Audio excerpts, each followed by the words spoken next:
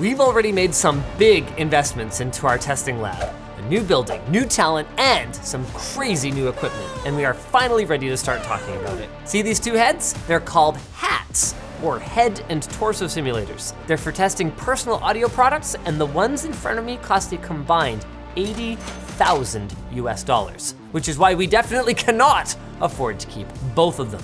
What? Linus, no, please, I'll do anything. Anything. Crucial's DDR5 RAM is engineered to load, transfer, and download files faster with less lag time and more efficiency. Get your Crucial DDR5 RAM today using the link down in the description below. The keen-eyed among you might notice that our hats happen to be missing the torso part, but that's okay because that only really matters for speaker testing, and we're gonna be focused on headphones and microphones for the time being. Also, the torso is a plastic tub that adds $20,000 to the cost, so I'll pass. Now, understandably, you might actually feel the same way about the has part. Couldn't we just use any plastic head? The answer is no. There is a method to the madness here. This form of hearing simulator was first created in the 1980s to accommodate the testing of phones and hearing aids. You see, the thing about hearing devices is that depending on the conditions, they can perform dramatically differently. You can try this for yourself. Lift your headphones off your ear like this. Sounds pretty different, right? So, these state-of-the-art HATs models from just a couple of years ago both claim to better represent a headphone's real-world performance by simulating not just the shape of a human head, so you get a good seal, but also even the ear canal. Both of them are also equipped with high-performance microphones, allowing us to test the full range of human hearing, with both of them costing about as much as an actual human head. Don't ask me how I know. So why not just hire trusted listeners to evaluate headphones for us? It's because listening is a subjective experience that can be influenced by your mood, your biases, and even your, state of mind, man.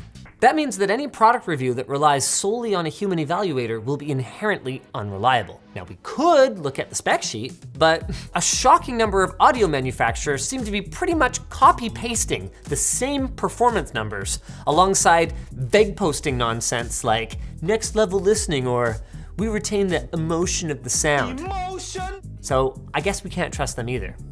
What do?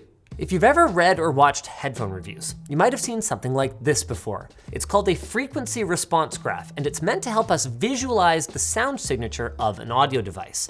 The left end of the x-axis represents the lowest bass sounds that humans can hear, about 20 hertz, and the right end represents the highest treble frequencies that humans can hear, around 20,000 hertz. With these, we can chew through manufacturer claims like a hot head chews through butter. Some might claim to have a neutral sound, for example, but actually they have the bass cranked up so high it would wake up your neighbors. To measure these numbers though, we need to start with the right gear.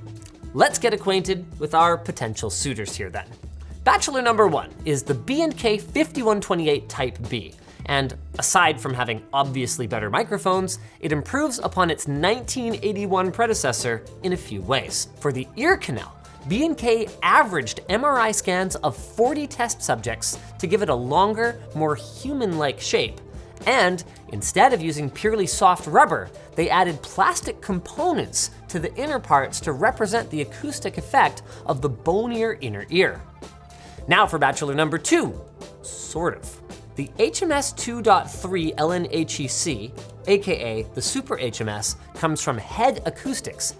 And by their own admission, it is actually based on the B&K 5128, but simplified. It has a shorter ear canal and is made of just rubber, resulting in slightly looser tolerances for acoustic impedance, both below 80 hertz and above 12 kilohertz. Just not ideal, but the larger diaphragm of the SuperHMS's microphone results in a lower noise floor, which means slightly improved performance in certain other tests, like distortion. Now there was a bachelor number three, right here, but our headphone test engineer has actually worked with that model before and thinks that it is crap, so we didn't even bother renting one. Now at this point, at least on paper, it seems like the 5128 is the obvious choice, but a lot of that is based on manufacturer claims, which is not how our lab is supposed to work. So we spent the last few weeks which cost us thousands of dollars in rentals, by the way, validating those claims and searching for potential flaws. While looking fabulous, of course. WAN hoodies, now in stock, lttstore.com. As for why it took so long to test, I'm really glad you asked. We needed to run 2 sets of tests. One comparing the heads to each other, head to head, you might say, and the other comparing the heads to 25 of our own fleshy guinea pigs. Employees. And that's for a human to machine comparison. Now, the demographics of our company are not representative of the general public. Got a lot of default character creation screen dudes here. But after some adjustments to our calculations to compensate, we were ready to measure the base of 8 different headphones on each of our human subjects. Why only bass? Okay.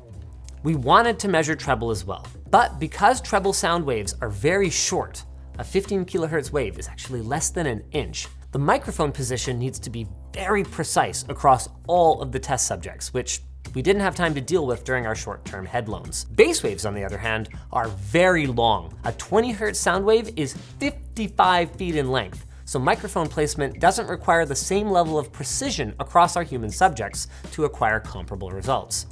And besides, in our head-to-head testing data, we found only small differences in the treble range between the 2 heads, so we proceeded with our human testing, which, apparently I'm next. Let's go.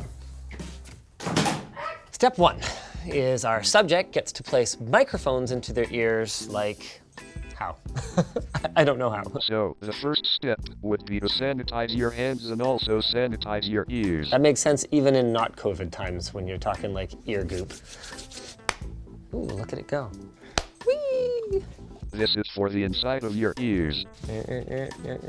Now we have to place the microphones. This is the left ear. Okay, here, you do the left one and then I'll do the right one. Okay, it goes inside your ears like this. It does not necessarily fit everyone. For some, it's a bit too small and it just keeps coming out. Something you might be familiar with. This is cool. There's a microphone right here, labeled right, and then this little guy sits in your ear, a little something like, I guess it goes kind of like that. Okay, and then this goes here. Okay. So then, put the headphones on the way you normally would. Okay. Then, I'm going to play a noise. Our headphone test engineer just played pink noise through the headphones for me, which you could think of kind of like pink noise is tuned more for human hearing, so it doesn't sound so harsh to us. Now I take them off, I put them back on. Yep. Every time we put on our headphones, we do it a little differently. Maybe the band is here, or maybe it's more like here, or maybe our kids are playing around with all the adjustments.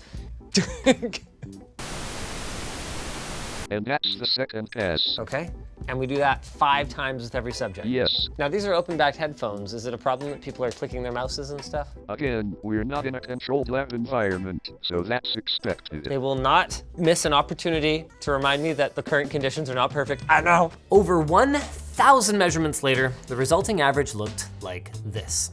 So how does that match up to our heads? The quick and dirty version is that with open back headphones, we found a measurable but minor variance between the 2 units and between our human test subjects. But both of these are within what we'd consider to be an acceptable range. Our engineer isn't ready for video appearances yet, but he will be publishing a more detailed write-up on Flowplane for those of you who want to dig a little bit deeper into why we consider that okay. Shifting gears to a popular closed back headphone, we see a much different story. Look at this variance in humans at 40 hertz, 14 decibels. That means that some people would be perceiving more than twice as much bass compared to others, completely changing the listening experience. This is because closed back headphones rely on a proper seal to create their bass. Comparing our heads, however, again, they're pretty close, but the 5128 measured slightly closer to our humans than the SuperHMS. So both heads get a pass here, but the 5128, it gets a gold star. We also tested some in-ears that are known to cause problems for hats in general, and found that this issue was present in both of our models, meaning that these heads struggle to get a good seal on some larger IEMs. 2 more passes, but this time with unhappy stickers, because it means no matter which way we go, I'll eventually have to replace this darn thing. Really? Anywho, I guess it kind of makes sense that our results have been so close, given that both of these models are based on the same design, and that both are considered industry standard testing equipment. We do, however, have a winner. The B&K 5128. Some may disagree with our assessment. Some might not think it's worthwhile to get any head and torso simulator because the greater body of academic headphone research has been done on older simulators and is therefore less applicable to this new hardware. But we feel that we can take the current knowledge base and adapt it to the newer models to get the best of both worlds. The best research and the best tech. To be clear, the SuperHMS is still an excellent product and a major improvement over its predecessor, but the things that pushed us toward the B&K were its ease of use, improved durability, and better reputation. I'm happy with our choices, but there's a big but here. I want to make it clear that our results here are not the be-all and end-all of audio testing at all. And the testing that we end up doing in the future with the B&K 5128, it's not going to be the be-all and end-all either. For one thing, this simulator, by design, represents the average person. And no one person is average, especially not you. As an LTT viewer, you're decidedly above average. So what that means is that the response curves that we get from this head will not directly reflect what you hear in your ears. It's just that by adding some objective knowledge to your toolkit, you can become a more informed consumer who can find the best headphones for your needs faster. Also, at our lab, the goal is to never be satisfied with good enough. We're gonna spare no expense. I mean, really, if I'm not putting my money where my mouth is at this point, come on guys. But there is always going to be room for improvement. We know that our tests weren't perfect here for many reasons, and no one is more critical about our testing protocols than the very people that we've hired to create them. But our lab is still under construction, and achieving our goal of industry-leading testing is going to take some time. There's also just much more that we'd love to test outside of just the frequency responsive headphones, like the microphones, noise canceling, distortion testing, even trying to find ways to apply response curve data to the human perceptual system. So if there are tests you guys would like to see, let us know in the comments, because this is just the beginning. The beginning of this message from our sponsor, who's gonna help me pay for this. Enlisted is a free-to-play World War II multiplayer shooter available on PC, PS5, PS4, Xbox Series X and S, and Xbox One with crossplay.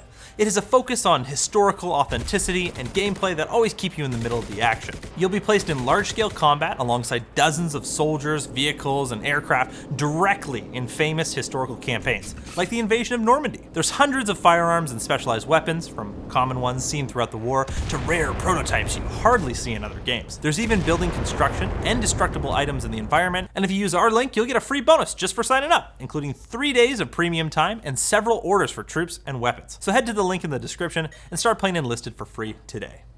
Thanks for watching. If you're interested in more headphone content, check out our video where we did some subjective testing of $35 knockoff AirPods.